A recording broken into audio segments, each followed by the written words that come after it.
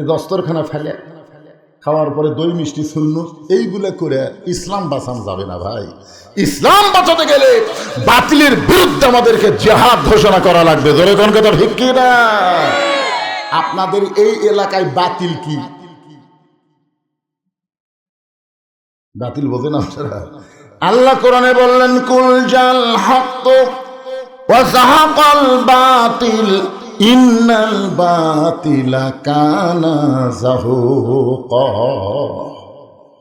সর্বপ্রথম এই মেহরাব তৈরি করে রাসূল বললেন, মেহরাবটা শুধু ইমাম দাঁড়ায়া নামাজ পড়ার জন্য না, এই মেহরাবটা হলো অস্ত্র রাখার জায়গা। ধরে করে সুবহানাল্লাহ। তাহলে আপনারা কি বুঝলেন মেহরাব মানে কি?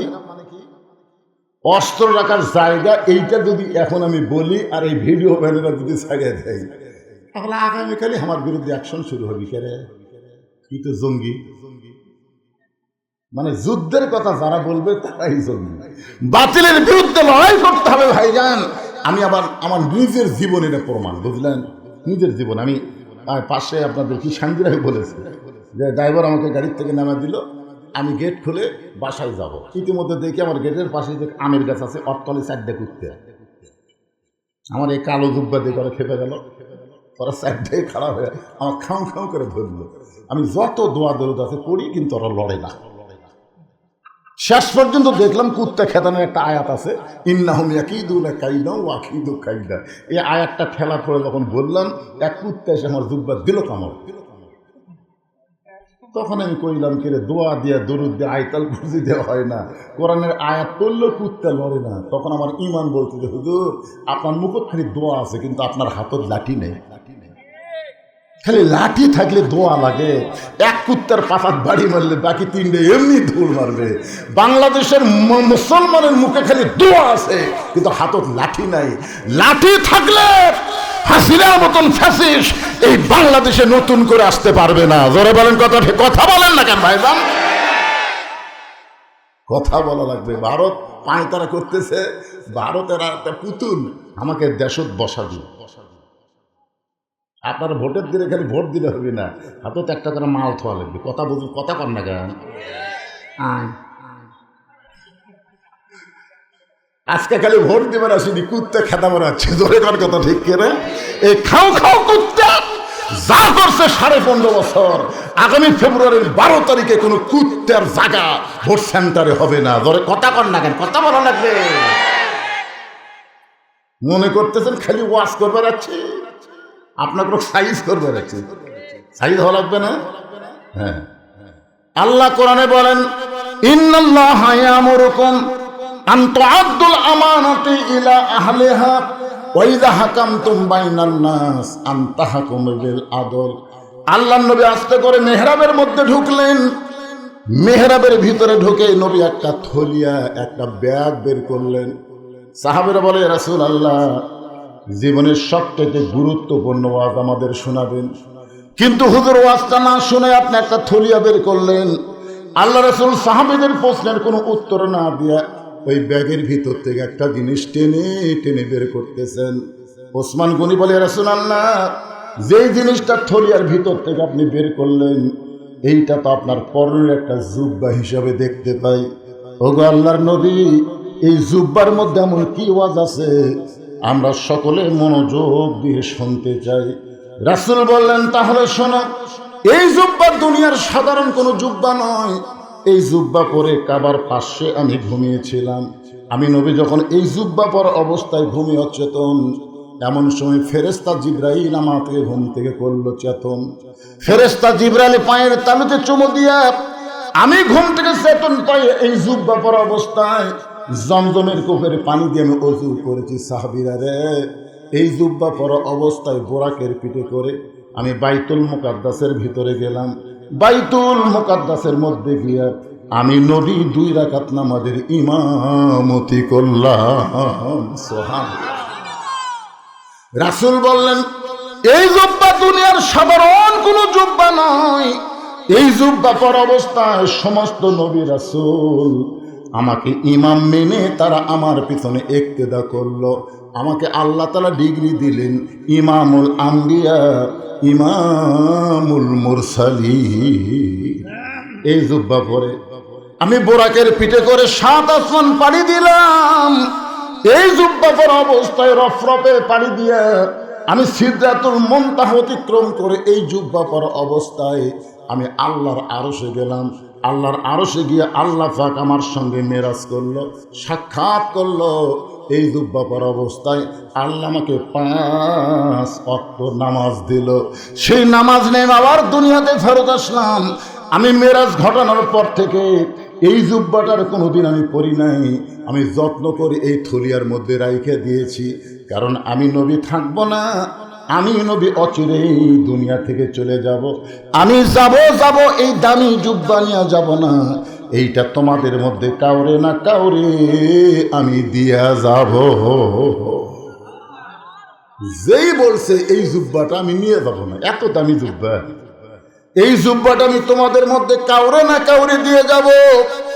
এতক্ষণ প্রত্যেকটা সাহাবী বসেছিলেন, এবার তারা সাইজ হয়ে বসে গেলেন। এতক্ষণ বসেছিলেন, এবার সাইজ হয়ে বসলেন।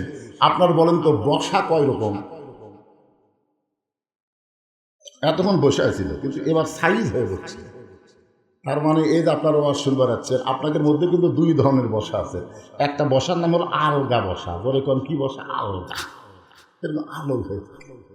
ওয়াজ যদি সাথে তাহলে দাবি, না সাথলে গায়ের হচ্ছে না। এরার নাম হলো আলগা বসা। আর একটা বসার নাম হলো ডাবা বসা। এরা বক্তার আকর্ষণে আসে না, এরা আসে আল্লাহর কোরআনের আকর্ষণে। ধরে কোন সুবহানাল্লাহ।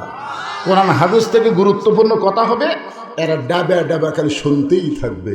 রাসূল বললেন এই জুব্বা আমি নিয়ে যাব না, এটা তোমাদের মধ্যে কাউরে না কাউরে দিয়ে যাব। সবাই ডাবা বসা চিন্তা করতেছে কে এই জুব্বা নবী কাক দিবে? এত দামি জুব্বা নবী কোন সাহাবীরে দিবে? নবীর সবচাইতে নিকটে যে সাহাবী বসে আছেন তার নাম হলো আবু বকর। জোরে বলেন তার নাম কি?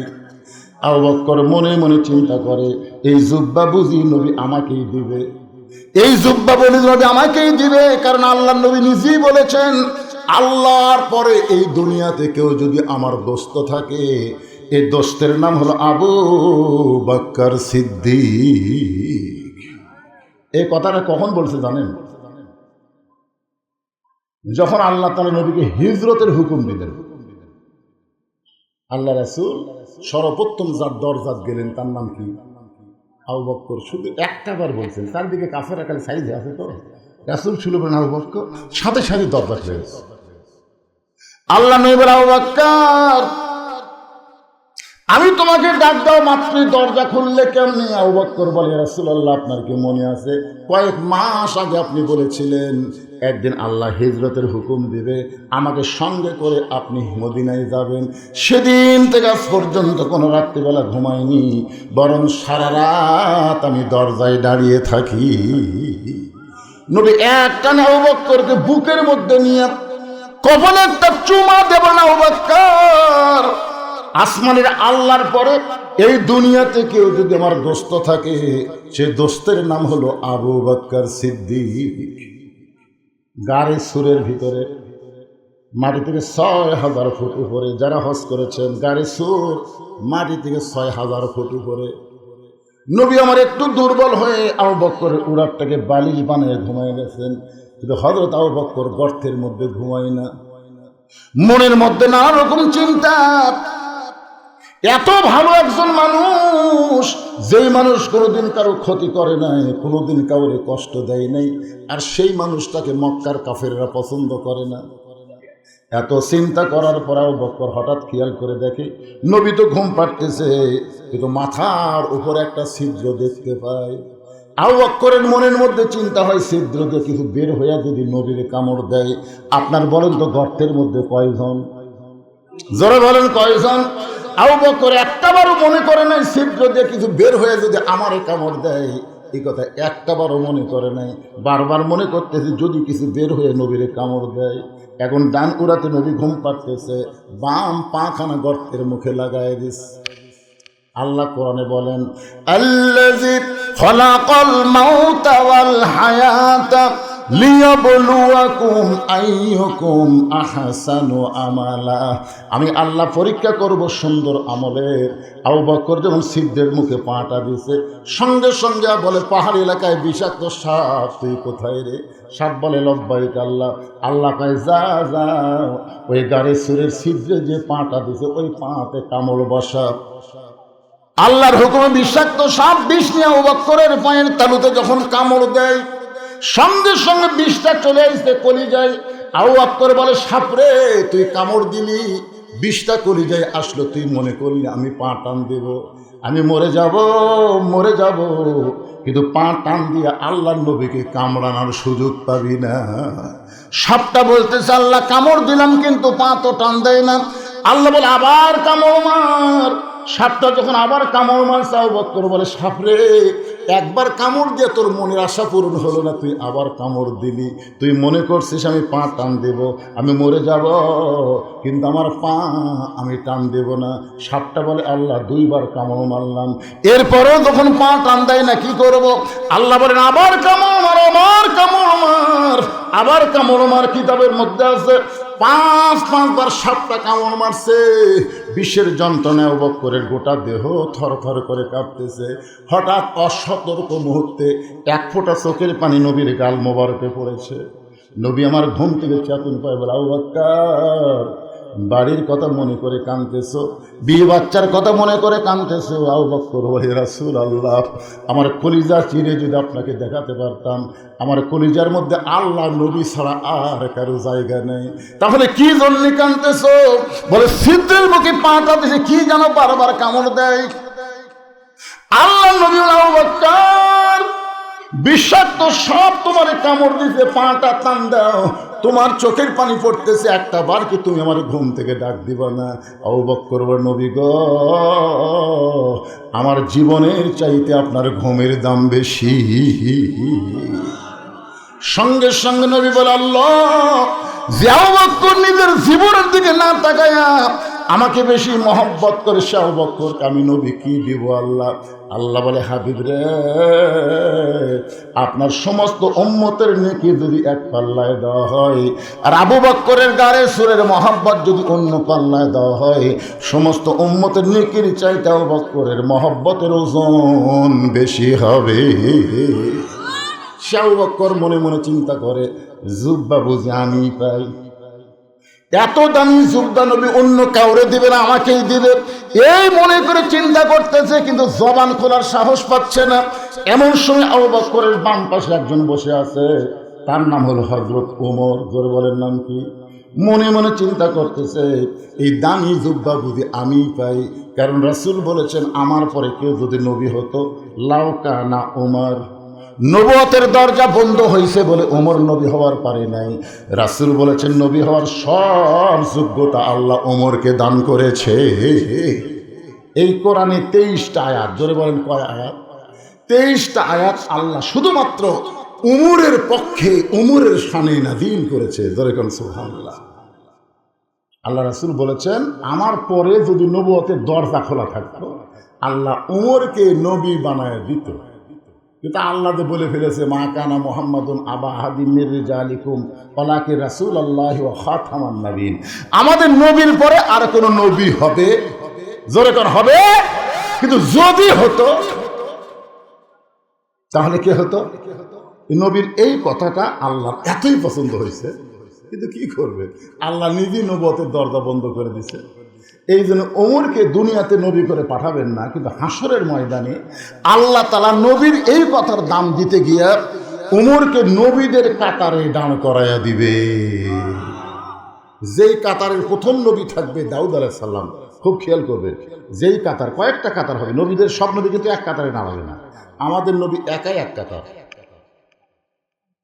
যেই কাতারের প্রথম নবী হবে দাউদ আলাইহিস সালাম, ওই কাতারে 2 নম্বরে আল্লাহ হযরত ওমরকে ঢুকাই দিবে, 3 নম্বরে দাঁড়াবে সুলাইমান।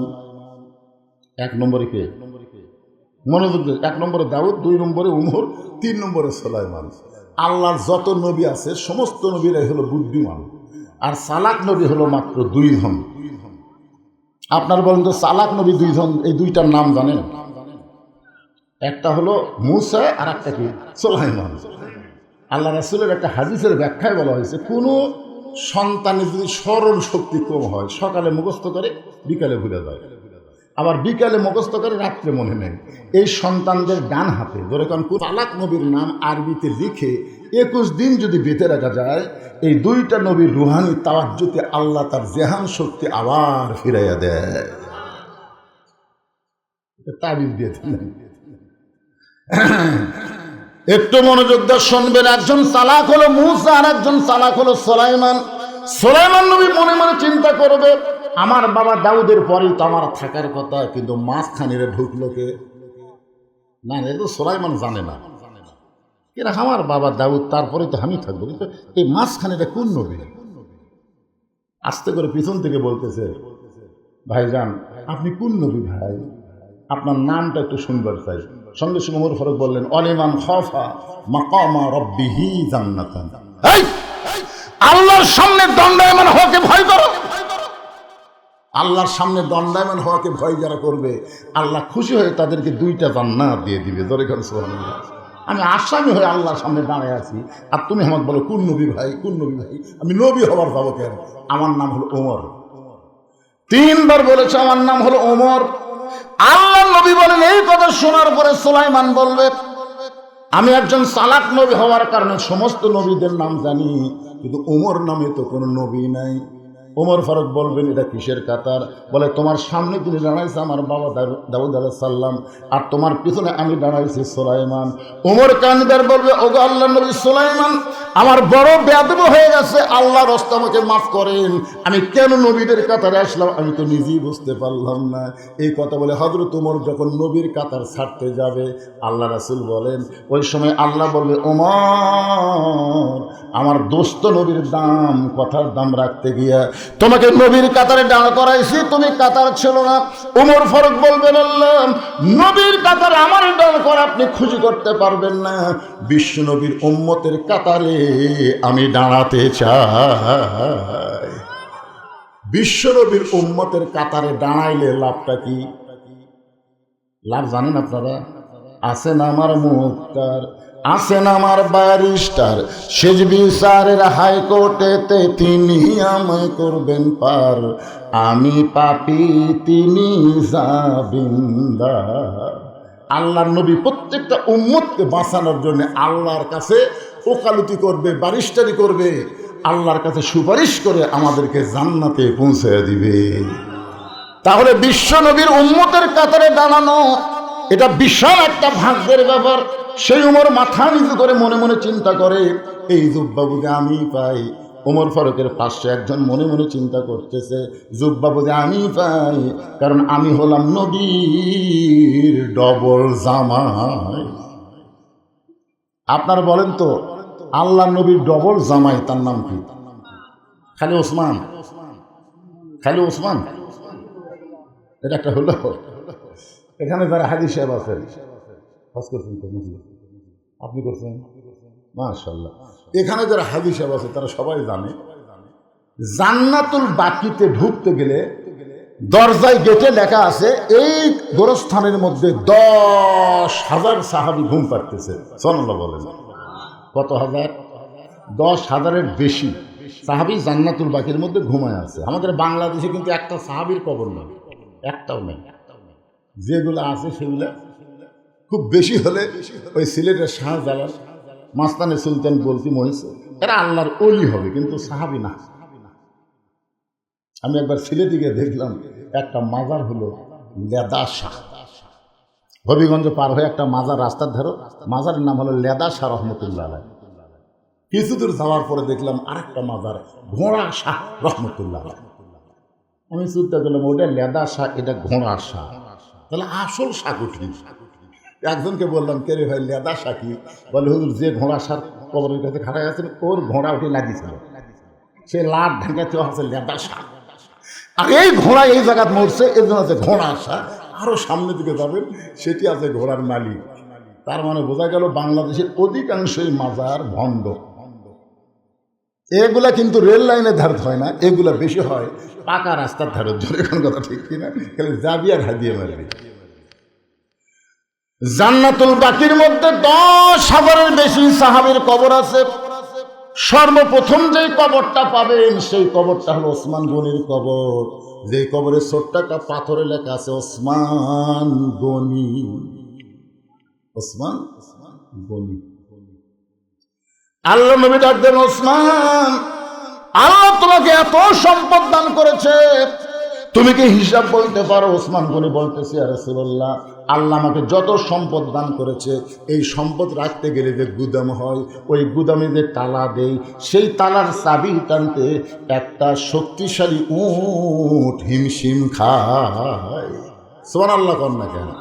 আল্লাহ আমাকে যত সম্পদ দিছে, এই সম্পদ যে গুদামে রাখি, সেই গুদামে তালা দিয়ে ওই তালার চাবি টানতে একটা উট হিমশিম খায়। এখন বলেন তো কত দিছে? বুঝতে পারেননি? গুদামক তালা দিয়ে, সে তালার ছোড়ানি বোঝেন না, ছোড়ানি একটু না কোনা, এইটা টানতে একটা উট হিমশিম খায়। আল্লাহ নবী ওসমান, যে আল্লাহ তোমাকে এত সম্পদ দিচ্ছে, সেই সম্পদ যদি আল্লাহ ফেরত চায়, চাহিদা মাত্র আর বাহককে ফেরত দেওয়া লাগবে, তুমি কি ফেরত দিবে? যদি আল্লাহ চায় তুমি কি দিবে? সঙ্গে সঙ্গে ওসমান গনি মারছে দৌড়। ওসমান গনি যখন দৌড় মারলো, প্রত্যেক সাহাবী চিন্তায় পড়ে গেল। নবী এমন কথা বললো, ওসমান দৌড় মারলো কেন?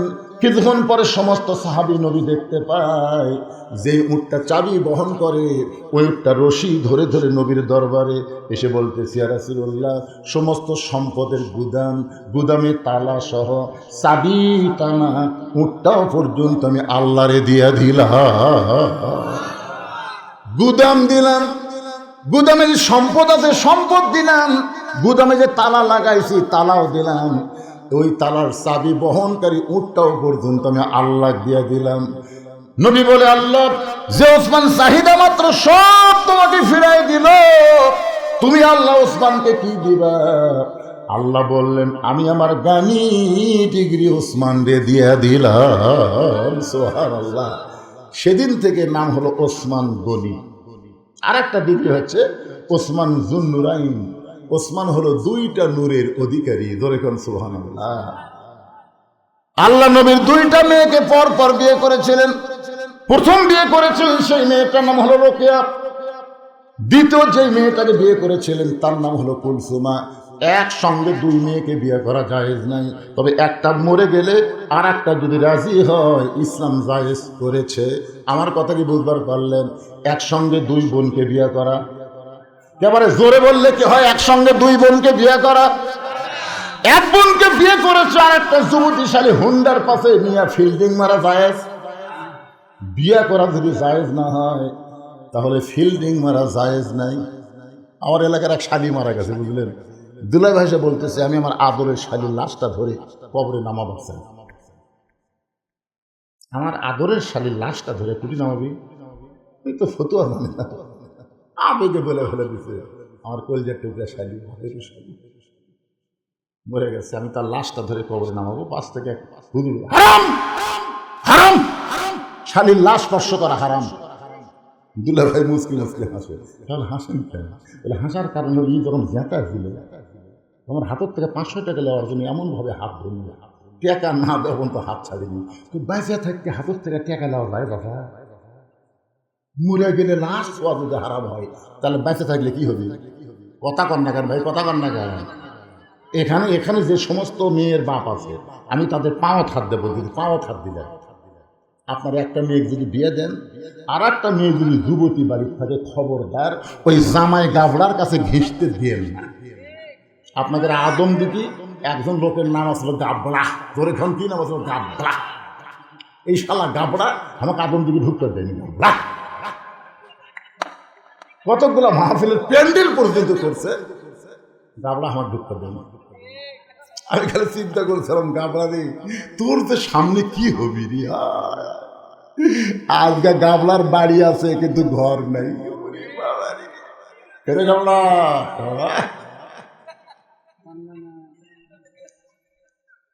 অ্যাঙ্গেল একটা ডোজ দিয়ে দিলাম। গাবলা যদি বেচা থাকে তাহলে বুঝবি, বলবি সে তুই বন্ধ করে পারবি না, তুই পলে যাবি, বলবি সে ঠিকই ঢুকবি। তোরে কার কথা ঠিক করে অ্যাঙ্গেল আছে, অ্যাঙ্গেলের দিন শেষ, এখন ডাইরেক্টের বাংলাদেশ আরো অ্যাঙ্গেল।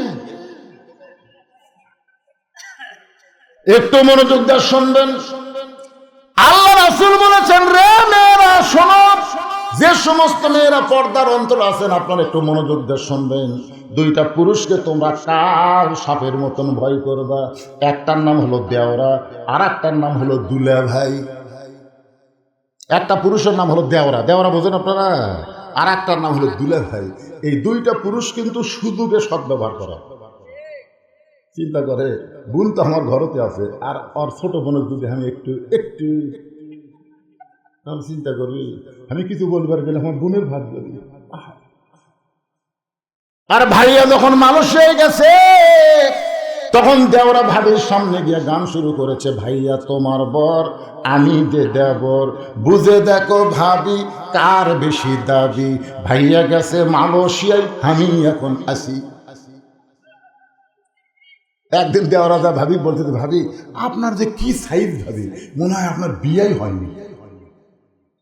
এমন কথা শুনে ভাবি কামড়ায় কয়, এই সুন্দর কথা তোমার ভাই জীবনেও কয়। মেয়ে মানুষের খালি একটু তারিফ করেন, কি সাইজ রে, মানে বিয়েই হয় না। আপনি জানেন দেওয়ারা ভাবির তারিফ করার কারণ কি? ওই ওভার ডিউটি করবি, ওভার ডিউটি করবি। হাসতেছেন?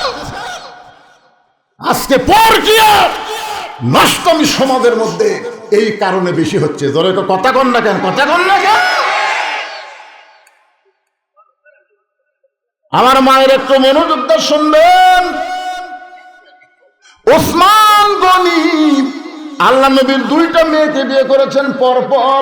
প্রথম যাকে বিয়ে করেছিলেন তার নাম হলো রোকেয়া। রোকেয়া যখন দুনিয়া থেকে বিদায় হয়ে গেল, এরপর যাকে বিয়ে করলেন তার নাম হলো কুলসুমা। এই দুইটা মেয়েকে বিয়ে করার কারণে আল্লাহ তাআলা তাকে একটা ডিগ্রি দিল, সে ডিগ্রির নাম হলো যুন্নুরাইন, দুইটা নূরের অধিকারী। সবচাইতে বড় ডিগ্রি হলো ওসমান গনি, ধরে কারণ সুবহানাল্লাহ, ওসমান গনি। আর আমরা কি? এখানে যতগুলো লোক আছে আমরা কি? আল্লাহ কোরআনে বলেছেন, আল্লাহু গানিয়ুন ওয়া আনতুমুল ফুকারা। আল্লাহ হচ্ছেন ধনী, আমরা হলাম ফকির। ধরে কারণ আমরা কি? আরো জোরে, জোরসে বলুন। পর্দার অন্তরালে যারা আছে এরা কি? এরা ফকির। মরদ মানুষ যদি ফকির হয় তাহলে মেয়ে মানুষ কি? আরো জোরে, জোরসে বলুন।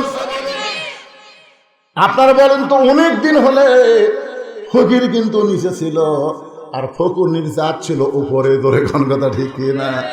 আগামী 12 তারিখে আমরা সবাই সিদ্ধান্ত নিব, আর কোন ফকুনি যেন বাংলাদেশের প্রধানমন্ত্রী হবার না পারে। আপনারা বলেন তো, ফকুনির বুদ্ধি কেমন? এক বাড়ির ভিক্ষা করে দেয়, বলতে মা মা 4টা ভিক্ষা দাও। বাড়ির বেটার বউ বলতে 4টা না 4 সের দেবো। ফকুনি করে, কে মা 4 সের কেন? শাশুড়ি আমার গাল দেয় অন্য বাড়ি পান খাবার গেছে, এই সুযোগে তুমি আইছো, তোমার 4 সের চাল দিয়ে আমি সংসার ধুসে দেবো। ওই ফকুনি 4 সের চাল দিতে, ফকুনি চিন্তা করে সারাদিন ভিক্ষা করে 2 সেরই হয়, আরে এক বাড়ি দিল 4 সের। বেটার বউ বলে, ফকুনি মা খবরদার এই কথা তার কাউরে করো না। ফকুনি বলে, আমার কি ঠেকা পড়ছে, আমি কাউরে পাবো না। ওই 4 সের চাল পেয়ে রাস্তাতে যাচ্ছে আর বলতেছে, ওই বেরি বেটার বই শাউরিতে কি হলো, আমার 4 সের চাল দেখেছে, কাউরে দান করো না, আমি কমো না। একলা একলা গল্প করে আর কমো না। একজন জিজ্ঞাসা করে, ফকুনের বেরি কি হয়েছে?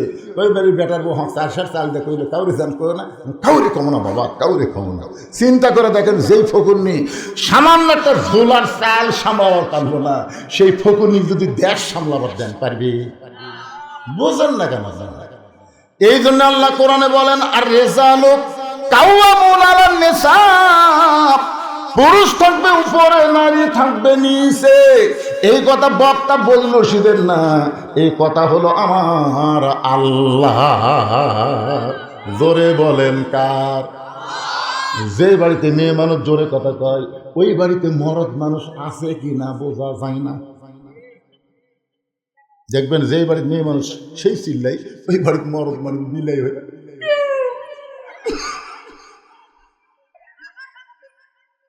আচ্ছা আপনারা বলেন তো, আপনাদের এই পোশাক খালি যখন ঝগড়া লাগে, মরদ মানুষের কথা শোনা যায়? ভাই রে, মেয়ে মানুষের টুটির পাওয়ার ভাই। তাহলে ঠিক বলেন না, যার বউ ঝগড়া করে ওই জীবনে জান্নাতে যেতে পারবি না। কারণ মুখের কথা হলো একটা পর্দা। আপনার বউ ঝগড়া করার কারণে তার পর্দার খেলাফ হয়ে গেল। রাসূল বলেছেন দায়ুসুলা ইয়াদখুলুল জান্নাত, দায়ুস কোনোদিন জান্নাতে যাবার পারবে না। এই জন্য আমার মা বোনদেরকে আমাদের সাইজের মধ্যে রাখার দরকার আছে না নাই? আমার মায়েদের জন্য বলতেছি, মা আপনাদের বেশি ওয়াজ শোনা লাগবে না, একটা আমল করবেন। আল্লাহ কোরআনে বললেন অকারনা ফি বুয়ুতিকুন্না ওয়ালা তাবাররাজনা তাবাররুজাল জাহিলিয়াতিল উলা। আল্লাহু আকবার। ওসমান গনি মনে মনে চিন্তা করে, জুব্বা বুঝে আমি পাই, আমি হইলাম আল্লাহর নবীর ডবল জামাই। ওসমান গনির পাশে একজন বসে বসে মনে মনে চিন্তা করে, এই জুব্বা তো আমি পাবো, এই জুব্বা তো আমি পাবো। তার নাম হলো হযরত আলী। ধরে বলেন নাম কি? আবু বকর কি চিন্তা করতেছে? জুব্বা বুঝি আমি পাই। উমর ফারুক চিন্তা করতেছে, জুব্বা বুঝি আমি পাই। ওসমান গনি চিন্তা করে, জুব্বা বুঝে আমি পাই। কিন্তু হযরত আলী বলতেছে, জুব্বা তো আমি পাবো। হযরত আলী জুব্বা পাবে। আরে মজার ওয়াজ কি বিপদ জেনে গ্যারান্টি দেন, আমি বাড়ি যা পারবো না।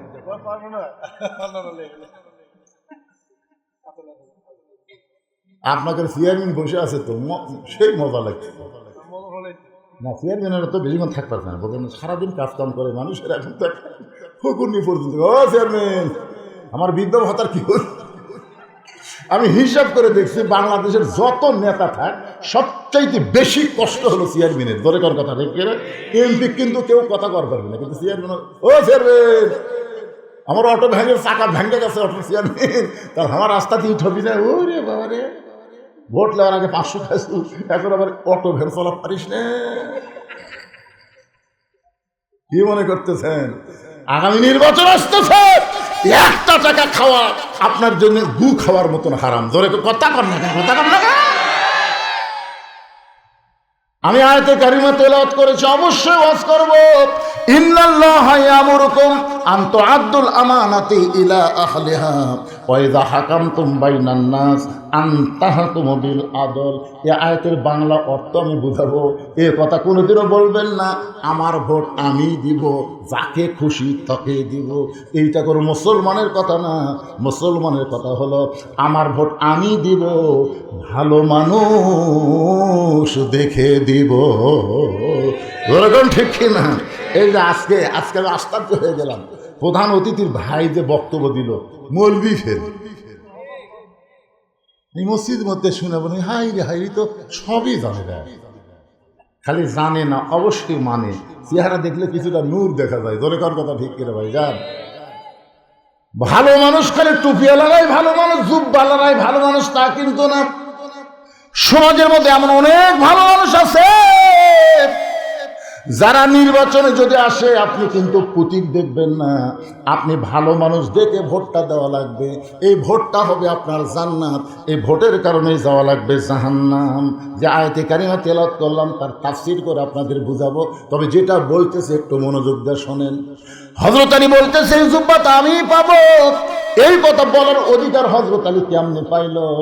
যেন হযরত আলী চিন্তা করে দেখে, একদিন আল্লাহর নবী বলেছেন, শোনেন মনোযোগ দিয়ে, আল্লাহর নবী বলেছেন সাহাবীরা তোমাদের মাঝখানে এমন একজন ব্যক্তি আছে যেই ব্যক্তি আমি নবীর চাইতেও 2 দিক দিয়ে বড়।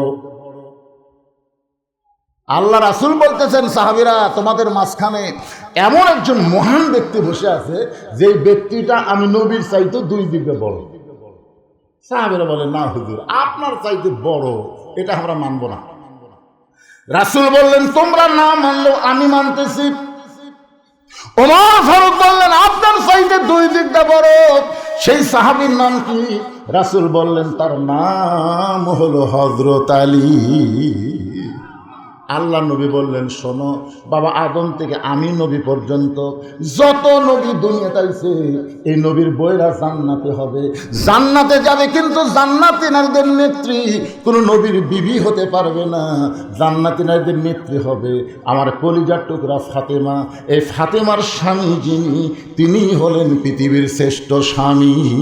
সুবহানাল্লাহ।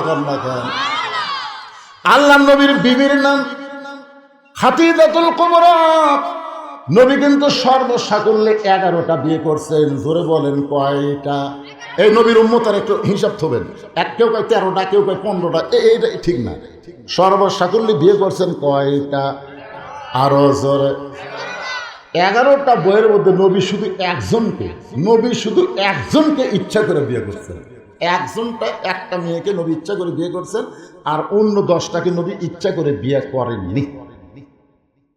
নিজের ইচ্ছায় বিয়ে করছে কয়টা? একটা। আপনার বলেন তো, নিজের ইচ্ছায় যাকে বিয়ে করছে তার নাম কি? এই ইউটিউবের লোকেরা কবে? তারা প্রতিদিন ওয়াজ শোনা ওয়াজের ফ্যাক্টরি হয়ে যাবে। আপনারা তারা আমার সামনে বসে আছেন, এক একজন একটা চিন্তা করতেছেন, কোনটা রে? খাদিজাতুল কুবরাকে নবী ইচ্ছা করে বিয়ে করেন নাই, কারণ নবী এত গরিব ছিলেন। খাদিজা ছিলেন তখন মক্কার সবচেয়ে ধনবতী। এই ধনবতী খাদিজাকে নবী ইচ্ছা করে বিয়ে করতে পারেন না। খাদিজা বিয়ে বসেছেন, নবী করেছেন। সুবহানাল্লাহ।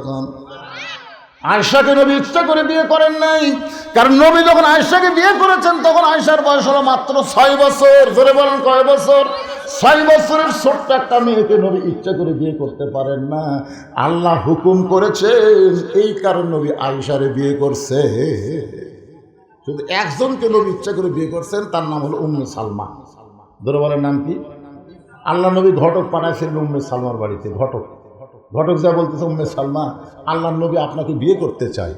উম্মে সালমা বললেন, আমি বিয়ে বসবো না। উম্মে সালমা বললেন, আমি বিয়ে বসবো না। ঘটক বলে, উম্মে সালমা, যে নবীর জুতার পরশে আল্লাহর আরশ ধন্য হয়ে যায়। সুবহানাল্লাহ কন্যা গান। লাইলাতুল মেরাজে সিদরাতুল মুনতাহা পাড়ি দিয়ে আল্লাহর আরশের দিকে নবী যখন যাচ্ছেন, এমন সময় জিবরাইল বলে, নবী গো, আপনি কি জুতা পায়ে আল্লাহর আরশে যাবেন? নবী বলতেছে, ও জিবরাইল, আল্লাহর সঙ্গে মিরাজ করার আশায় আমার জুতা খোলার কথা খেয়াল নাই। এই মনে করে যখন নবী আমার জুতা খুলতে যাবে, আরশ থেকে আওয়াজ আসতেছে, ওগো নবী, জিবরাইল আপনাকে চিনে না বলে আপনার জুতার কথা বললো, কিন্তু আমি আল্লাহ আপনাকে চিনি। আমার আরশ দামি হতে পারে, কিন্তু আপনার জুতার পরশে আজকে ধন্য হয়ে যাবে। তোর পাহাড়ের ধুলি লাগিয়া মুসা নবীর সম্মান বেড়ে যায়। নূর নবীজির জুতার ধুলায় আল্লাহর আরশ ধন্য হয়। সুবহানাল্লাহ। সেই নবী তোমাকে বিয়ে করতে চায়, আর তুমি বলতেছো বিয়ে বসবো না। উম্মে সালমা বলতেছে, আমি নবীর সঙ্গে বিয়ে বসবই না। ঘটক এসে নবীর কাছে বলতে, হুজুর, এই বেদবের কাছে হাত কেন পাঠাচ্ছেন? আপনার প্রস্তাব যে প্রত্যাখ্যান করে এই মানুষ। আল্লাহ রাসূল বললেন, ঘটকায় ঠিক মতো করবার পারো না, আবার রিপোর্ট দেওয়া। আমি নিজেই যাচ্ছি। আল্লাহ রাসূল নিজে উম্মে সালমার দরজা দিয়ে সালাম দিলেন, আসসালামু আলাইকুম ইয়া আহলাল বাইত। উম্মে সালমা বলে, ওয়ালাইকুম আসসালাম, আপনার শরম নাই? উম্মে সালমা বলতেছে, ওয়ালাইকুম আসসালাম, আপনার শরম নাই? আমি ঘটক ফিরিয়ে দিলাম, তারপর আপনি আবার আইছেন। রাসূল বলে, উম্মে সালমা, আমি আপনাকে বিয়ে করতে চাই। উম্মে সালমা বলতেছে, আমাকে বিয়ে যদি করবারই চান, আমার 3টা শর্ত পুরা করা লাগবে, পারবেন? উম্মে সালমা বলতেছে, আমার 3টা শর্ত পুরা করলে আমি আপনার সঙ্গে বিয়ে বসবো। রাসূল বলেন, প্রয়োজন হলে তোমার 3টা শর্ত পুরা করে হলো আমি তোমাকে বিবাহ করব ইনশাআল্লাহ। এখন আপনাদের কাছে আমার প্রশ্ন, উম্মে সালমার মধ্যে এমন কি আছে যে এটার কারণে নবী নিজে বিয়ে করতে পাগল হয়ে গেলেন? আমার মায়েরা যারা পর্দার অন্তরে বসে আছেন, মা, উম্মে সালমা যে 3টা শর্ত নবীকে দিলেন, পুরুষ মানুষের জন্য প্রয়োজন না হোক, আপনাদের জন্য এইটা শোনা দরকার। আপনারা বলেন, মেয়েদের কিছু শোনা দরকার আছে না নাই? কারণ বউগুলা যদি ভালো হয়, স্বামীগুলা যে জান্নাত পাবি। সুবহানাল্লাহ। আমরা বেড়ে থাকে তখন ঘরের মধ্যে ঢুকলি এটা নাই, উঠে নেই, আমরা এটা বেড়াই ভালো। মরদ মানুষ এখন বাড়ির থাকতেই পারতেছে না, এই শালা বইয়ের অত্যাচার।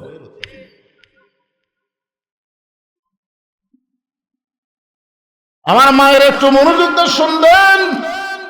আপনার হলেন ঘরের রমণী, ঘরের লক্ষ্মী, স্বামীরে খেদমত করবেন, ভালোবাসবেন। স্বামী স্ত্রীর মধ্যে মহব্বত যখন পুরা হবে, আল্লাহ তাআলা ওই বাড়ির জন্য রহমত আর বরকতের দরজা খুলে দিবে। আল্লাহ রাসূল বললেন, সাহাবীরা রে, বাবা আদম থেকে আমি নবী পর্যন্ত এই নবীর সন্তানের নবী হতে পারবে, জান্নাতি হবার পারবে, কিন্তু কোন নবীর সন্তান জান্নাতি যুবকদের সর্দার হতে পারবে না। কিন্তু আমার কলিজার টুকরা ফাতেমার পেট থেকে যে দুইটা সন্তান বের হয়েছে, হাসান আর হোসাইন, সাইদুস শাবাবি আহলুল জান্নাহ। হাসান হোসেনের বাবা যিনি, তিনি হলেন পৃথিবীর শ্রেষ্ঠ বাবা। ধরে কন্যা সুবহানাল্লাহ। স্বামী হিসাবে হযরত আলী কয় নম্বর? কথা কয় না রে ভাই। কোন নবীর বউ জান্নাতি হবে, কিন্তু জান্নাতি নারীদের নেত্রী কোন নবীর বউ আছে? আপনার প্রতি জুম্মার দিনে সানি খুদ্ায় কি শুনতেছেন? সাইদাতুন নিসা আহলুল জান্নাহ ফাতেমাতুজ জোহরা। জান্নাতের সমস্ত নারীদের নেত্রী যিনি হবে, তার নাম হলো ফাতেমা। হাওয়া কিন্তু জান্নাতি, কিন্তু জান্নাতি নারীদের নেত্রী হবার পারবে না। হাজেরা জান্নাতি, সারা জান্নাতি, মরিয়ম জান্নাতি, কিন্তু জান্নাতি নারীদের নেত্রী হবার পারবে না। জান্নাতি নারীদের নেত্রী কে হবে? খাদিজাও হবার পারবে না, আয়েশাও হওয়ার পারবে না, নবীর বউ হওয়ার পারবে না। আবার অনেক নবীর সন্তান নবী হয়েছে, নবীরা জান্নাতে যাবে, কিন্তু জান্নাতি যুবকদের সর্দার হতে পারবে না। হযরত আলীর দুইটা সন্তানকে আল্লাহ জান্নাতি যুবকদের সর্দার বানায় দিবে। আমরা সানি খুতবার মধ্যে প্রত্যেক জুমায় ইমাম বলতেছে, সাইদুস শাবাবে আহলুল জান্নাহ হাসান হোসাইন রাদিয়াল্লাহু তাআলা আনহুমা জান্নাতি যুবকদের সর্দার হবে দুইজন। নাম কি? এই জোরে কার নাম কি? তোমরা পাগল কার? আল্লাহ। মেসি নেই, মার মেসি নেই। রাত একটা পর্যন্ত মেসির খেলা দেখে। যেদিন আর্জেন্টিনার খেলা হয়, ওরে বাবারে, যুবকেরা সব পিকনিক করে। এবারে 12টার মধ্যে চেতনা হতেছে, 1:30 থেকে খেলা হবে। সকাল পর্যন্ত খেলা দেখলো, হো করলো, 3টা পর্যন্ত খেলা দেখে শেষ, আর চেতন নাই। বাপ কয়েকে আমার ছেলে 3টা পর্যন্ত হয়ে করলো, এখন ছুটি গেল। কিন্তু কোনো পরে মসজিদ যখন আর সালাত খায়রুন নাম করে, তুই নাই। আর সালাত খায়রুন মিনান নাম কইছে, মসজিদ ওই নাই। বাপ কয়ে আমার যুবক ছুটি দেয়, জানলাতে ভুলকি মেরে দেখে পাও নেই, মাথাও নেই, ল্যাপের তলে চাউল ঢেলে থাকছে, চাউলের বস্তা ঢেলে থাকছে। বাবা আস্তে আস্তে যায়, ল্যাপ যেই টান দিয়েছে, ওরে বাবা। ছেলের দিকে তাকায় দেখে সকালবেলা সাইড থেকে কুত্তার সাইজ আর কম্বলের মধ্যে বেটার সাইজ একই সাইজ। হাসতেছেন? আপনি বাবা জান্নাতে যাবার পারবেন না যতক্ষণ আপনার ছেলেকে মসজিদে না নিয়ে যাবেন। জোরেকার কথা ঠিক কি না? আল্লাহ বলেছেন, কু আনফুসাকুম ওয়া আহলিকুম নার। জাহান্নামের আগুন থেকে একলা বাঁচলে হবে না তো, চেয়ারম্যান হিসাবে একলা নামাজ পড়লে হবে না তো, সবগুলো মেম্বারও গিয়ে জামাত করা লাগবে। 1 লাখ পড়লে হবে? আল্লাহ কবি তুমি চেয়ারম্যান, তুমি চেয়ার পাচ্ছ, আর মেম্বার গুলা কয়দিন নামাজের দাওয়াত দিছা? বাপকে আল্লাহ বলবে, ছেলেকেও আল্লাহ বলবে। এই জন্য ভাইজান, মসজিদের জন্য মাহফিল, যদিও যুবকেরা অনেক কষ্ট করে ত্যাগ স্বীকার করে আজকের এই মাহফিলের আয়োজন করেছে, তারই বলতেছেন জুব্বাটা আমি পাবো, কিন্তু রাসূল তো কারোর নাম বলে নাই। জুব্বাটা নবী কোন সাহাবীকে দিবেন? আজকে আমরা প্রাণ ভরে কথাগুলো শুনবো। রাজি আছেন? কারা কারা আল্লাহ খাদ দেখেন তো দেখি, আমি বলে দেবো ইনশাল্লাহ। হাত তোলেন, টান টান করে তোলেন। লিল্লাহে তাকবীর। কিন্তু শর্ত হলো 5টা মিনিট মাহফিলের জন্য আপনাদের সবাইকে 500 হাজার করে টাকা দেওয়া লাগবে। এই প্রসাদখালীর কারা কারা আছেন? হাত তোলেন তো দেখি। প্রসাদখালীর নিয়ে আবার হাত তুলছে সামনে, এইরকম ব্যাগা করে সোজা করে চলবে বাবা। আচ্ছা, এই গ্রামের লোক যখন দেখতে পাচ্ছি না, হয়তো আমার চোখে ছানি পড়ছে। আচ্ছা, বাইরের কারা কারা আছেন তারা একটা হাত তোলেন তো। আচ্ছা, হাত। আচ্ছা, এই গ্রামের ছেলেরা নাই কেন? যে যুবকেরা আজকের মাহফিল করলো, এই যুবকেরা কুটি গেল রে? এই গ্রামবাসীরা, প্রসাদখালী গ্রামবাসী, আপনার কোথায়?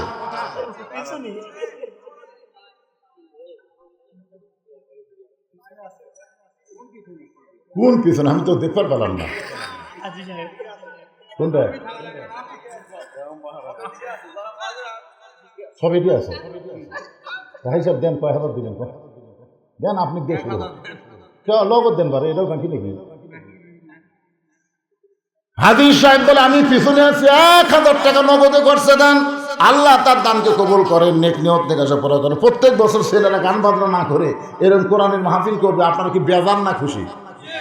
হ্যাঁ, 1000 টাকা দান করেছে, যার টেজের উপর আছে চেয়ারম্যান সব দেন পারে, কিছু দেন দেন নাকি ছেলে করে কিছু মসজিদে দিবেন। এর কাছে আমি 20,000 টাকারই সাহস পাচ্ছি রে, 1,15,000 দিবে। আল্লাহ কি দোয়া করবো আমরা, কি দোয়া করবো? এইটা যেন যতদিন বাঁচে ততদিন যেন চেয়ারম্যান থাকে, তোরে কর আমি যদি নিয়ত থেকে উপরে যাবি, উপরে চেয়ারম্যান যাক। কি কন? আমি আশাই করিনি 1,15,000 দিবি আল্লাহর ঘর মসজিদের জন্য, তাও 3 মাসের মধ্যেই। আল্লাহ তাকে দান করার তৌফিক দান করুক, সকলে বলে আমিন। জনগণের খাদেম হিসাবে কবুল করুক, জোরে করে আমিন। চেয়ারম্যান সাহেব নগদ কিছু দেন পারে, কিছুই নাই। মানে আজকের মাহফিলটা হচ্ছে মসজিদের উন্নয়ন করবে না, তো এই ছেলেরা মাহফিল করবে এই মাহফিলের জন্য। আগে দিচ্ছেন হ্যাঁ,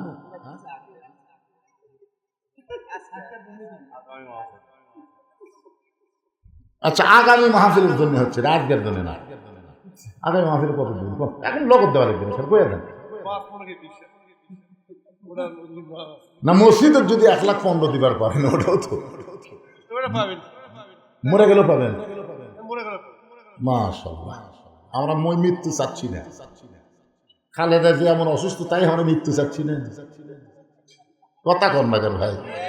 সেদিন আমি ওয়াজ করতেছি, আল্লাহ খালেদাকে সুস্থ করো, পিছন দিতে এখন বলতেছে মরে গেছে। আমার তার মেজাজ খারাপ হলো, বুঝলেন? আমি খালি ফেসবুকের দিকে তাকে আছি যে তারেক যে চলে আসলো, তার মা ছেলের একটা সংক্ষিপ্ত হলো একটা ভিডিও দেখতে পাবো, এখন পর্যন্ত পাইলাম না। কি বিপদ বাড়ে। যদি যাই আল্লাহ তাকে জান্নাতি করুক, যদি জীবিত থাকে আল্লাহ তাকে সুস্থ করে ফিরাই দেখ। ধরে কোন আমিন, ধরে বল আল্লাহুম্মা আমিন। আমরা মৃত্যু চাই না, আমরা হায়াত চাই। যেমন আপনাকে মাঝখানে দূর থেকে আইছেন, বাহির থেকে আইছেন, আপনারা কিছুই দিবার পারবেন না। আমার আগে মামুনুর রশিদ চায়া দেখতে পারে, কিছুই দিলেন। ভাই যান পিছন থেকে আরেকজন দেন তো, এই যারা বসে আছেন দেন, দেন সবাই একটু কিছু সুযোগ কিছু দেন না। ওখানে বাকি লেখার জন্য কাগজ কলম রেডি আছে। বাহিরে যারা আইছেন আপনারা কি 500 করে টাকা দিবেন, নগদ না বাকি দেন। আগামী বছর মাহফিলের আগে দিবেন আপনারা, আগামী বছর যে মাহফিল হবে তার আগে দিবেন। ভাই বলেন, হাত তোলেন, আপনাদের দিয়েই হোক, এরা দান দিবে না, আপনারাই দেন, সবাই দেন।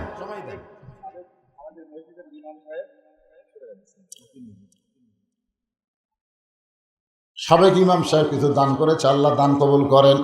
এই মাহফিলের ছেলেরাই তোমরা ভিতরে গামছা লিয়ে যাও, বেশি রাত করা যাবে না, শীতের রাত টপ টপ করে নিয়র পড়তে যাবে, ভিতরে গামছা লিয়ে যাও, যাই যা পারে আল্লাহর হস্তে দান করবেন। 10, 20, 50, 100 যাই যা পারেন আল্লাহর হস্তে দান করবেন। আল্লাহর একজন বান্দা 200 টাকা দান করেছে, আল্লাহ দানকে কবুল করেন। হ্যাঁ, কাশ্মীরা পূর্ব মসজিদের ইমাম সাহেব দান করছে, এক ইমাম দিল, আবার আর এক ইমাম দিচ্ছে। এই যে মাহফিল একটা কমিটি আছে, এই কমিটির সভাপতিকে এই না মাহফিলের সভাপতি কমিটি কমিটি কমিটি নাই, সভাপতি সব দিছে। ভাই আপনি কিন্তু ফোনটা দিবি।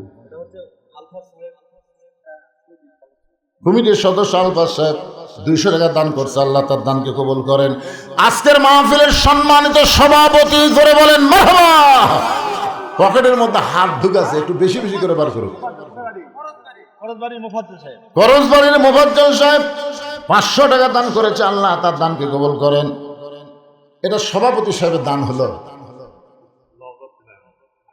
নগদ চাচ্ছি না তো, বাকি দেন, বেশি দেন, বাকি দেন। হ্যাঁ, প্রসাদকালীর খোকন 400 টাকা দান করেছে, আল্লাহ কবুল করেন। সভাপতি সাহেব 1000 টাকা দান করছে, আল্লাহ তার দানকে কবুল করেন। জি,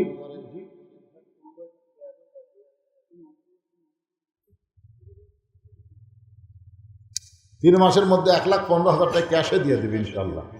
আল্লাহ আমরা দোয়া করি, ভাই যাবার চাইছিল, এই দোয়াটা তাকলিয়েই আমরা করবো, কি কোন করার দরকার নাই না। এই জন্য এই সবাই একটু জিকির করেন, বসেন মহব্বতলে বসেন আর জিকির করেন লা ইলাহা ইল্লাল্লাহ লা ইলাহা ইল্লাল্লাহ লা ইলাহা ইল্লাল্লাহ লা ইলাহা ইল্লাল্লাহ লা ইলাহা ইল্লাল্লাহ লা ইলাহা লা ইলাহা ইল্লাল্লাহ মুহাম্মাদুর রাসূলুল্লাহ।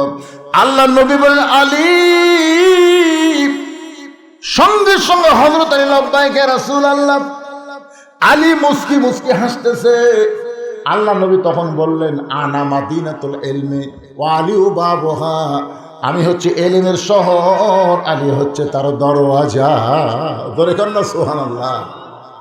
রাসূল কি বলতেছেন? আমি হচ্ছে এলিমের শহর, আলী হচ্ছে তার দরওয়াজা।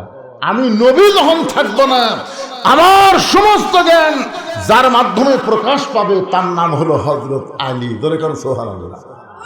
একবার হযরত ওমর ফারুক জেরুজালেমে গেছিলেন, ইতিহাস সবাই জানে। এই একটু মনোযোগ দিয়ে শোনেন, জুব্বাটা নবী কেন দিবে, কি জন্য দিবে, একটু শোনা দরকার। তো মেয়েদের মধ্যে কালেকশন কে যাবে? মেয়েদের মধ্যে আদায় কি করবে? হ্যাঁ, আমার মায়েরা দেন, আদায় করেন মা, আপনারা আদায় করেন। তবে খুব খেয়াল করবেন, একের মাহফিলের বিশ্বস্ত লোক কিন্তু ওখানে যাওয়া লাগবে। কারণ এখন তো খুব খোর, ইয়াবা খোর, গাঁদা খোর, এ খোর, সে খোর, এরা মেয়ে মানুষের মধ্যে আদায় করে একদিক দিয়ে চলে যায়, বুঝলেন? এই জন্য আপনাদের বিশ্বস্ত লোক ওখানে থাকেন, অন্য কেউ যেন মেয়েদের মধ্যে ঢুকতে না পারে। মেয়েরাই মেয়েদের মধ্যে আদায় করবে। আপনাদের মধ্যে যে আদায় করার ব্যাগগুলো, সে কোথায় গেল? ব্যাগগুলো এখানে জমা দেবেন। একটু মনোযোগ দিয়ে শোনেন। ওমর ফারুক জেরুজালেমে গেলেন। আপনারা সকলেই জানেন, যাওয়ার সময় ওমর ফারুক এক সময় রাখালকে উপরে উঠায় দেয়, আবার নিজে নাইমা রশি ধরে উঠে টানে।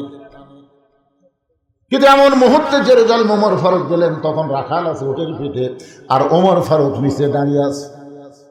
ওই সময় জেরুজালেমের খ্রিস্টানেরা হযরত ওমরকে সম্বর্ধনা দেওয়ার জন্য উটের উপরে যিনি বসে আছেন তাকে হযরত ওমর মনে করে একটা চকিয়া এনে ওই চকিয়াটা উটের সঙ্গে নামায় বলতেছে, ইয়া আমির আল মুমিনিন, ও মুমিনদের আমির। উটের পিঠ থেকে সরাসরি নামতে যদি আপনার কষ্ট হয়, এই চকিয়ার উপর আপনি পা দিয়ে নামেন।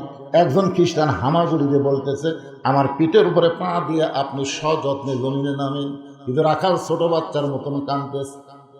জেরুজালেমের খ্রিস্টানে বলে, আপনি কান্দেন কেন? রাখাল চিল্লায় বলে, তোমরা যাকে খলিফা ওমর মনে করতেছো তিনি খলিফা ওমর না, আমি হলাম রাখাল।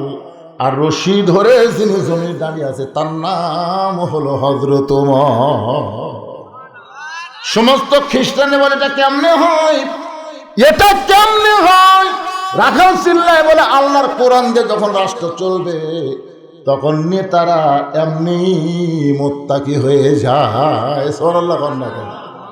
সমস্ত খ্রিস্টানরা বলল, ইসলাম যদি এত সুন্দর হয় তো খামাখা আমরা খ্রিস্টানে থাকবো কেন? ওমর, আপনি আমাদের পড়ায় দেন লা ইলাহা ইল্লাল্লাহু মুহাম্মাদুর রাসূলুল্লাহ। সব খ্রিস্টান মুসলমান হয়ে গেছে, কিন্তু একজন, কয়জন? বেকা। মানে আগেও মগরিব এসব পড়েনি, ওয়াজ শুনেও ফজর পড়বি না। এরা কি এরকম কিছু বেকা আছে না? যত ওয়াজে করেন ফাসাল্লি রাব্বিকা ওয়ানহার, যতই কর ওরা ওই যা আসলে তাই। ওই বেকাটা দৌড় মারছে খ্রিস্টান পাদ্রীর কাছে, হুজুর দরবারের মধ্যে মশান মারতেছে। মদিনার উমর এসে আপনার দলের সবগুলা মুসলমান বানাচ্ছে। কি যে ভেলকি দেখালো, সব মুসলমান হয়ে গেল, কিন্তু আমি হইনি।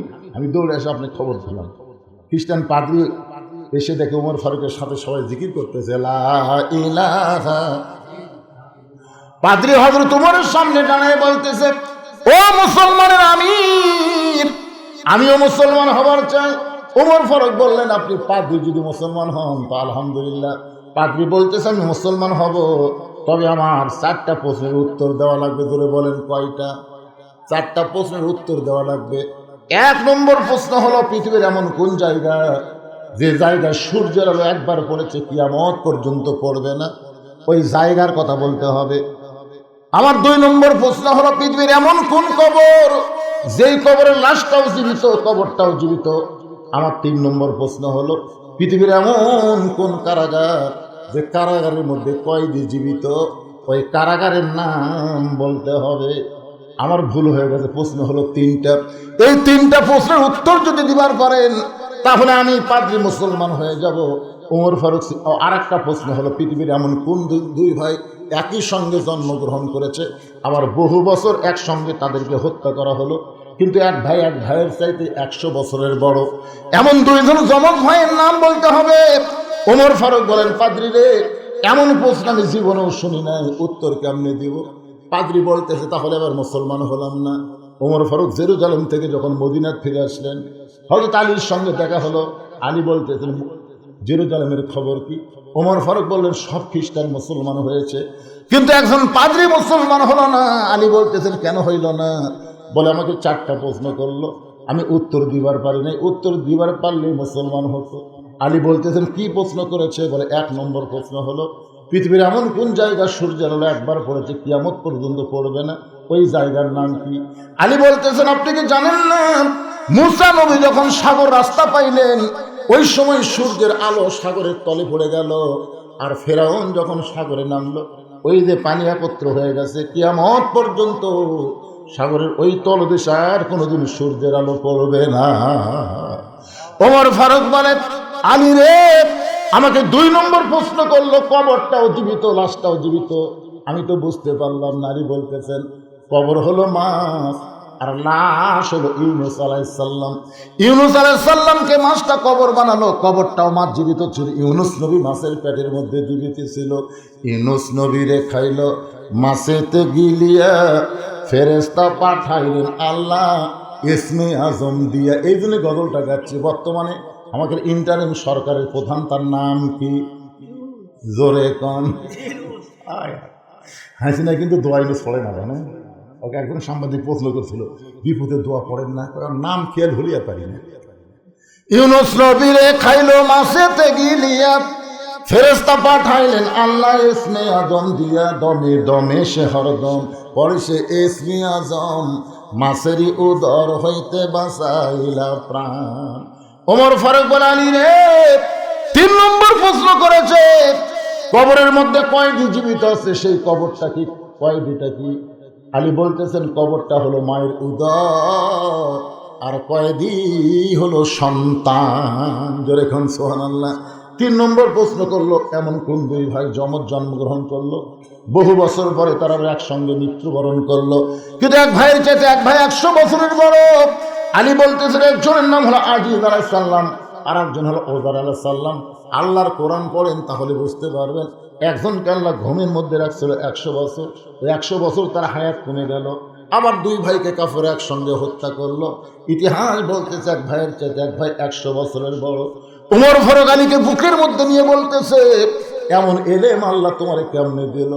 আলী বলতেছেন, যেদিন মেরাজের জুব্বা রাসূল আমার শরীরে পরায়া দেয়, সেদিন থেকে অনেক অজানা এলেম আমার সিনার মধ্যে আল্লাহ ঢুকাইছে। জোরে কোন সুবহানাল্লাহ। উম্মে সালমা যে 3টা শর্ত নবীকে দিলেন, যে 3টা শর্ত পুরো করে হলো আল্লাহ নবী উম্মে সালমাকে বিয়ে করব। ও মায়েরা, যারা পর্দার অন্তর আছেন, আমার সামনে যারা বসেছেন, একটু মনোযোগ দিয়ে শোনেন। রাসূল বলে, উম্মে সালমা, আমি তোমাকে বিয়ে করতে চাই, প্রয়োজন হলে 3টা শর্ত পুরো করবো, এখন শর্তগুলো বলো। উম্মে সালমা বলে, আমার 1 নম্বর শর্ত হলো, ওগো নবী, আপনার সঙ্গে যখন আমার বিয়ে হবে, তখন আপনি হবেন আমার 2য় স্বামী। আপনি জানেন, আমার প্রথম স্বামী আবু সালমা আপনার সাহাবী ছিল। আপনার সাহাবী আবু সালমা অসুস্থ হয়ে দুনিয়া থেকে বিদায় নিল। আমার বিশ্বাস, আমার স্বামী জান্নাতে যাবে, আপনিও জান্নাতে যাবেন। এখন জান্নাতে যাওয়ার পরে আল্লাহ বলেছেন, অলা তাস্তাহি আনফুসুকুম, জান্নাতেরা যা চাবে আল্লাহ তাদেরকে তাই দিবে। আমার পূর্বের স্বামী যদি জান্নাতে গিয়ে আমাকে তার বউ হিসাবে চায়, আমাকে যদি তার বউ হিসাবে চায়, আমি কিন্তু তার সঙ্গে জান্নাতে বউ হিসাবে থাকতে চাই না। আমি আপনার সঙ্গে বিয়ে বসে আপনার সঙ্গেই আমি জান্নাতে থাকতে চাই। এই 1 নম্বর শর্ত যদি পুরো করেন, আমি নবীর বউ হয়ে জান্নাতে থাকবো, আমি সাহাবীর বউ হয়ে জান্নাতে থাকতে চাই না। আল্লাহ নবী বললেন, তোমার 1 নম্বর শর্ত আমি পুরা করাতে নিয়ত করলাম, তুমি নবীর বউ হয়ে জান্নাতে থাকবে। উম্মে সালমা, তোমার 2 নম্বর শর্ত কি? উম্মে সালমা বলে, রাসূলুল্লাহ, আপনার সঙ্গে বিয়ে হওয়ার পরে হঠাৎ যদি আমার পূর্বের স্বামীর কথা মনে হয় আর পূর্বের স্বামীর কোনো গুণের কথা আপনার কাছে বলি, আপনি কিন্তু মনে কষ্ট নেওয়া যাবে না। আগের স্বামীর কথা পরের স্বামীর কাছে বললে অবশ্যই স্বামী মনে কষ্ট পাবে। ওগো নবী, আমি একজন নারী হঠাৎ যদি বলেই ফেলে দিই আমার আগের স্বামীর কথা, আপনি কিন্তু কষ্ট পাওয়া চলবে না। সঙ্গে সঙ্গে নবী উম্মে সালমাকে বলে, উম্মে সালমা রে, আমার সঙ্গে যখন তোমার বিয়ে হবে আমি এমন মহব্বত তোমাকে করব, তোমার পূর্বের স্বামীর কথা একটা বারের জন্যও মনে হবে না। সুবহানাল্লাহ কন্যা খান। আল্লাহ নবীর যে 11টা বিবি, সমস্ত বিবিরাই বলেছে আমাদের নবী হলেন পৃথিবীর শ্রেষ্ঠ স্বামী। ধরে কোন সুবহানাল্লাহ। উম্মে সালমা বলে, ইয়া রাসূলুল্লাহ, আমার 3 নম্বর শর্ত হলো ওই আগের ঘরের একটা সন্তান আমার কাছে আছে, আপনার সঙ্গে যখন আমার বিয়ে হবে আমার ওই সন্তানের দায়িত্ব কে নেবে? আপনি যদি আমার এতিম সন্তানের দায়িত্ব নেন তাহলে আপনার সঙ্গে আমার বিয়ে বসাতে কোনো আপত্তি নাই। আপনার বলেন তো আমাদের নবী কি ছিলেন? শিশুকালে মইরা গেছে মা, গর্ভে থাকতে মরছে পিতা, নবী চোখে দেখলেন না। কে করিবে লালন পালন, কে দিবে সান্ত্বনা? এই দুনিয়ার বড় এতিম নবী ছিলেন আগে জহনা। নবী যখন 3টা শর্ত পুরা করে দিতে চায়, উম্মে সালমা বললেন আমার কোনো আপত্তি নাই। কিন্তু আল্লাহ নবী উম্মে সালমাকে কেন বিয়ে করবেন? এই কেনটার প্রশ্নের উত্তর হলো, আবু সালমা যখন নবীর সঙ্গে মদিনায় হিজরত করলো, মক্কা থেকে যখন মদিনায় হিজরত করলো, উম্মে সালমা স্বামীর সঙ্গে মদিনায় আসতে পারলেন না। উম্মে সালমার বাবার একটু ধনী ছিল, তার আত্মীয় স্বজন ধনী হওয়ার কারণে আবু সালমার সঙ্গে উম্মে সালমাকে মদিনায় আসতে দেয় নাই। হঠাৎ আবু সালমা মদিনায় অসুস্থ হয়ে গেল। অসুস্থ অবস্থায় নবীকে বললেন, ওগো নবী, আমি আমার বউকে এতই ভালোবাসি, আমার বউকে নিয়ে আমি মদিনায় আসতে চাইছিলাম, কিন্তু ওদের বাচ্চাটার কারণে আমার বউটাকে মদিনায় আনতে পারলাম না। আমি অসুস্থ হয়ে দুনিয়া থেকে বিদায় নিব, তবে একটা কথা আমাকে ওয়াদা দেওয়া লাগবে, আমার বউটা যখন মক্কা থেকে মদিনায় আসবে আপনি নবী তাকে বিবাহ করবে। রাসূল বলে, উম্মে সালমা রে, তোমার স্বামীর কাছে ওয়াদা দেওয়ার কারণে আমি তোমাকে বিবাহ করার জন্য পাগল হয়েছি। আমি কোনো নারীর চেহারা থেকে রূপ দেখে বিয়ে করি না, আমি বিয়ে করি তাকে পুরাপুরি আশ্রয় দেওয়ার জন্যে। সুবহানাল্লাহ বলেন। আল্লাহ বলতেছেন, ফাসাল্লি রাব্বিকা ওয়ানহার। 1 নম্বর হলো নামাজ, 2 নম্বর হলো কুরবানি। এই কুরবানি হলো নামাজ আদায় করার জন্য। ইবাদতের পূর্ব শর্ত হলো হালাল খাওয়া। আপনি যখনই নামাজ পড়বেন তখন নামাজ কিন্তু আপনাকে বলে দিবে শরীর পাক, কাপড় পাক, নামাজের জায়গা পাক। এই 3টা পাক যদি না থাকে আপনার কিন্তু নামাজ হবে না। এখন শরীর পাক মানে কি বুঝতেছেন? শরীর পাক মানে গোসল করে শরীর পাক না, শরীরের ভিতরে হালাল খাদ্য। হালাল খাদ্য যদি না থাকে আপনার শরীর যতই গোসল করেন কোনোদিন পাক হবে না। তাহলে নামাজ পড়বার গেলে ইবাদতের পূর্ব শর্ত হলো হালাল খাওয়া। এই হালাল খাওয়াটার নাম হলো একটা কুরবানি। সুবহানাল্লাহ কন্যা কেন? শরীর পাক, শরীরে কি পাক? কাপড় পাক। যে কাপড় পরে নামাজ পড়বেন এই কাপড় কি হলো? হালাল টাকাতে কিনা লাগবে রে। সুদের টাকা, ঘুষের টাকাতে কাপড় একেবারে সে 1000-1200 টাকার কাপড় গাছ দেয় মানুষের দেখাচ্ছেন হামাল লাগাল কাপড় কে বলে? কিন্তু টাকা কি হালাল না হারাম? যদি হারাম টাকার কাপড় কিনে যতই খরচ করেন নামাজ পড়েন আল্লাহ কবুল করবে না। এই হালাল টাকায় কাপড় কেনা এটা হলো একটা কুরবানি। সবচাইতে বড় কুরবানি হলো ইমানের দাবি যদি কুরবানি হয়, সেই দাবি ঘরে বসে থাকা নয়। ইমানের দাবি হলো কিছু বিনিময়। এই নামাজ আর কুরবানি যদি করতে পারেন তাহলে আল্লাহ হাউজে কাউসারের পানি পান করাবে, হাসর হবে তামার ছানি। উম্মত বলবেন পানি পানি, সেই দিনে নবী বিনে পানি দেওয়ার সাধ্য কারো নাই। আমরা সবাই যেন নামাজ এবং কুরবানি করে আল্লাহ রাসূলের হাউজে কাউসারের পানি পান করতে পারি। আল্লাহ যেন তৌফিক দেয়। সকলে বলি আল্লাহুম্মা আমিন। ইস্তিগফার পড়ো, আস্তাগফিরুল্লাহ রব্বি মিন কুল্লি জামবি ওয়া তুবু ইলাই। আস্তাগফিরুল্লাহ রব্বি মিন কুল্লি জামবি ওয়া তুবু ইলাই। লা হাওলা ওয়ালা কুওয়াতা ইল্লা বিল্লাহিল আলিয়্যিল আযীম। আল্লাহুম্মা আমিন। আয় আল্লাহ তাআলা, টপ টপ করে নিয়র পড়তেছে।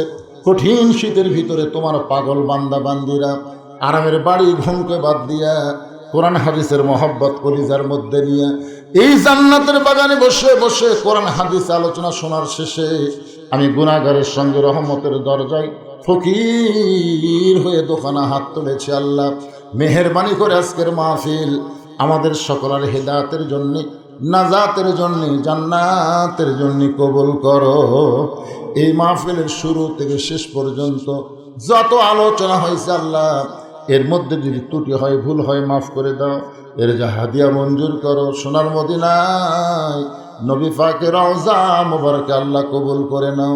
তামাম আম্বিয়াই কেরাম, আসহাবে কেরাম, তাবিনী কেরাম, তাবিনী কেরাম, তামাম পৃথিবীর মাটির নিচে যত মুমিন মুমিনা শুয়ে আছে আল্লাহ, সকলে আরওয়াফে হাদিয়া কবুল করো। ও মাবুদ, আমরা যারা হাত তুলেছি, আমাদের জনম দুঃখনী মা, আমাদের বাবা যাদের কবরে চলে গেছে আল্লাহ মেহেরবানি করে মা বাবার কবরকে জান্নাতের টুকরা বানাও। এই প্রসাদখালীর মসজিদকে আল্লাহ তুমি কিয়ামত পর্যন্ত কবুল করো।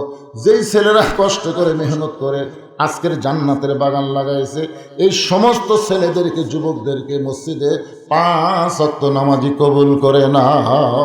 আমার মায়েরা যারা পর্দার অন্তরালে বসে বসে অশুনল, আবিদা সালিয়া পর্দারি কবুল করে। মা ফাতেমার চরিত্র দান করে দাও। আল্লাহ আমি অসুস্থ, আমার মতো অসুস্থ অবস্থায় যারা হাত তুলেছে সবাইকে সুস্থতার নিয়ামত দান করো। আল্লাহ চেয়ারম্যান সাহেবকে কবুল করো। তোমার ঘর মসজিদের জন্য সরকারি অনুদান 1,15,000 টাকা দিবে আল্লাহ, তাকে তুমি জনগণের খাদেম হিসেবে কবুল করো। সমস্ত বিপদ আপদ মুসিবত থেকে আল্লাহ তুমি তাকে হেফাজত করো। আয় আল্লাহ, আজকে মসজিদের সভাপতি, মাহফিলের সভাপতি, আজকের যুবকেরা যারা মাহফিলের সদস্য, তাদের সকলকে জান্নাতি কবুল করে নাও। মাবুদ,